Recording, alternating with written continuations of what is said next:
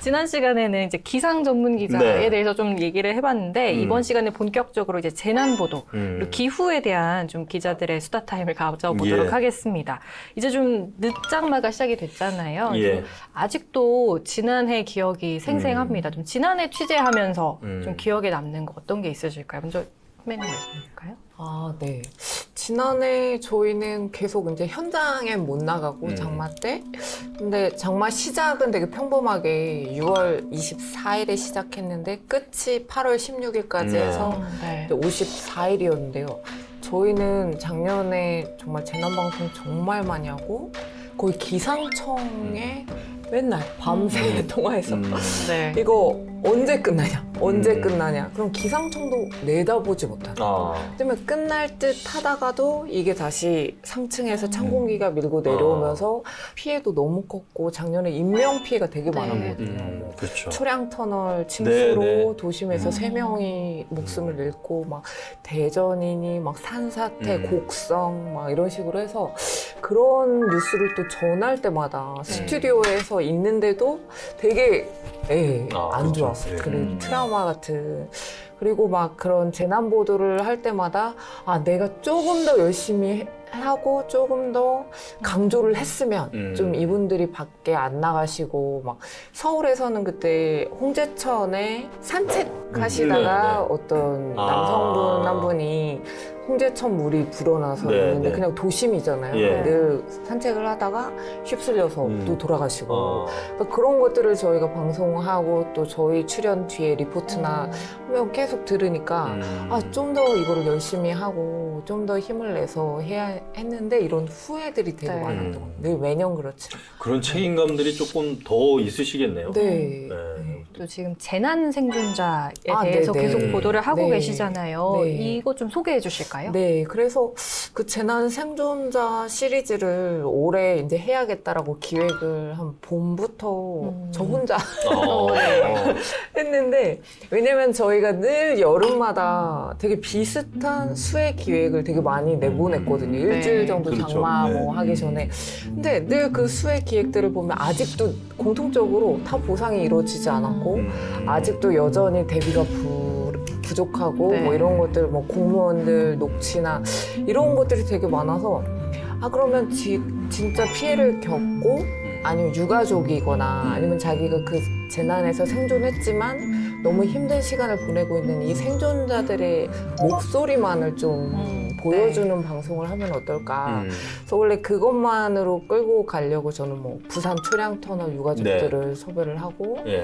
대전의 코스모스 아파트 거기도 생존자들 너무 저지되어서 곡성 산사태 뭐 이런 식으로 했었는데 저희 지역국에서 이번에 너무 대비를 많이 한 거예요. 그래서 지역국을 관리하는 부서가 네트워크부가 있는데 거기에서 12개의 아이템을 전국에서 끌어올리신 거예요. 그래서 저는 그냥 이제 그 생존자 이제 방송 하나랑 이제 디지털 기사를 한 5개 정도를 썼는데 이제 직접 만나고 들어보니까 또 새로운 거예요. 저도 뭐 산불 피해 지역에 가서 올해도 위험하다 이런 보도는 해봤는데 유가족들을 만나고 이 사람들이 제일 힘든 게 뭔지 이런 것들을 들어보는 경험은 이번에 처음이었거든요. 그래서 대부분 뭐 초량터널 유가족들 같은 경우는 명백한 인재였고 네. 부산지검에서 4월에 예. 판결도 나오고 예. 구속도 되고 했는데 여전히 소송을 통해서 또 이걸 굉장히 약자고 피해를 입었고 힘든데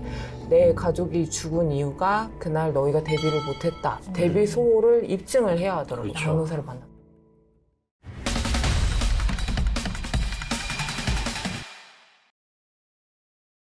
장마 얘기를 해볼까요? 이번은 뭐 39년 만에 지각장마다라고 네네. 했는데 그 최근에 좀 장마철 강수량 변동이 큰 것 같아요. 이유가 뭔지 좀 얘기해 네, 그러니까 이제 우리가 옛날에 생각하던 장마의 개념은 이제 끝난 것 같다. 기상청에서도 사실은 네. 장마가 워낙 변덕스러워서 장마의 시작과 끝을 예보하는 걸 간뒀거든요. 몇 년 전에. 네. 늘 왜냐면 비난을 받았잖아요. 네. 기상청에서. 안 맞으면. 장마 맞으면 끝났다고 당연히 했는데 비가 또 또 오고. 국지성 폭우가 오고 네. 막 우면산 산사태 이런 것도 사실 장마가 거의 끝날 때 때 끝나고 네. 난 폭우거든요. 그러니까 기상청이 지금 지구온난화나 이런 걸로 네. 너무나 장마 외에도 폭우가 많기 때문에. 근데 최근 장마는 아예 정말 우리가 한 달 동안 지루하게 오는 비라는 통념이 있었는데 장마 네. 전선에 의해서 그 네. 통념이 깨진 것 같아요. 사실 최근 몇 년 동안은 마른 장마였고 네. 2018년도 그렇죠. 한 달 폭염 오고 네. 거의 그때는 너무 더워서 열동이었잖아요. 네. 전국적으로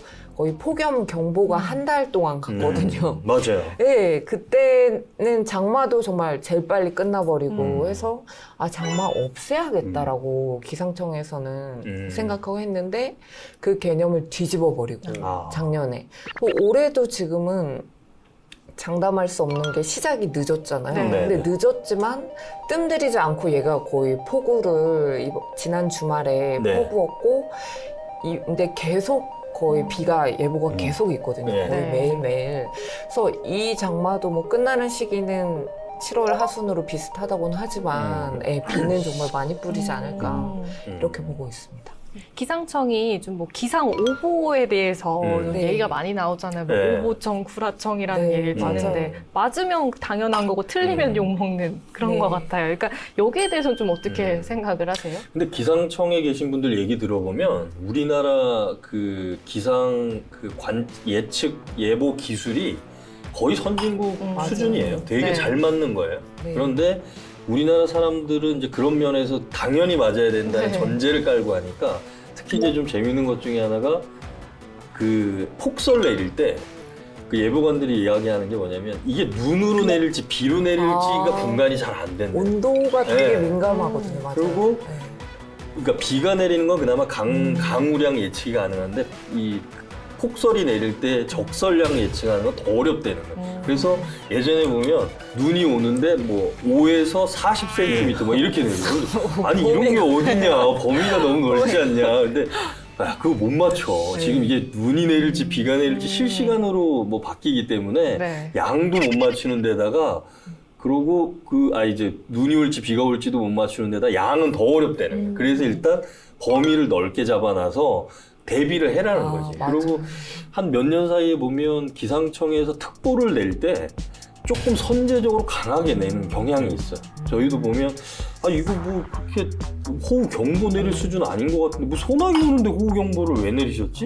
근데 자기네들도 뭐냐면 그 기준을 조금 높인 거예요. 그래서 경보 기준을 과거에는 조금 낮았다면 지금 기준이 조금 더 낮아지니까 조금만 비가 많이 온다 그러면 시간당 강수량이 뭐 20, 뭐 32 정도 되면 무조건 호우 경보 때리고 물론 1시간 만에 해제는 될 수 있지만 그러니까 그런 것도 기상청이 하도 이제 혼이 나다 보니까 그런 것도 좀 뭐 이렇게 여파가 미치는 게 아닌가 그런 생각이 좀 들더라고요. 최근에는 태풍 경로를 보면 네. 한국기상청, 네, 네. 맞아요. 그렇게 일본 다른 나라도 네. 같이 대결을 보더라고요. 해요. 네. 이렇게 또 미국 네. 거도 네. 이렇게 하는 근데 언론에서 그걸 또 이렇게 받아서 쓰잖아요. 네, 맞아요. 그죠? 네. 그러니까 저는 기상청을 믿거든요.